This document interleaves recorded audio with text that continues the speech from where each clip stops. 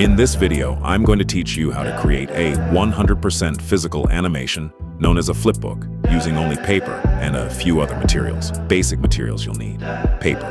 I recommend using 120 grams, scissors, a pencil and eraser, a ruler, and a light box. You can easily replace the light box with your phone screen. Now, some other materials I also recommend using are these right here. But the main thing you're going to need is a lot of patience. Let's get started. The first thing you'll need to do is cut the paper to a reasonable size. I personally use 7 by 12.5 centimeters, but you can definitely create your own dimensions. The first rule is never draw on the first 2 centimeters of the paper.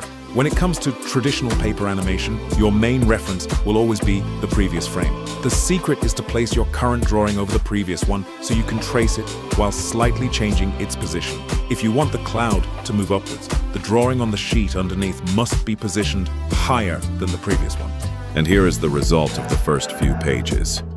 If you want certain objects to remain static, you can simply trace them exactly the same way. By my calculations, it takes 12 pages to create a 1 second of animation.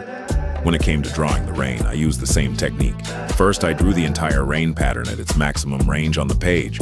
Then, by readjusting the position in each frame, I made it go down and then back up, creating a seamless falling rain effect. Now I need to take the complete rain sequence, and instead of having it leave the cloud, I'll bring the cloud back in, because every animation needs a starting point. After that, it's just a matter of putting the pages together, one by one. By combining the two, the entire sequence is finally complete. Now, if you want to create an animation where the object doesn't just move, but actually changes in size and shape, I highly recommend drawing your sequence from start to finish.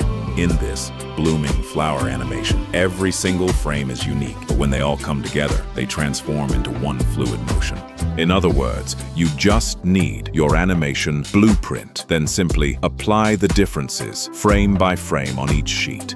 After that, I animated the cloud, moving off page using the exact same principles. Now let's talk about coloring. Shading can make your animation feel much more fluid. While I kept the clouds and flowers simple, adding shadows improves the motion quality, rather than just the movement itself.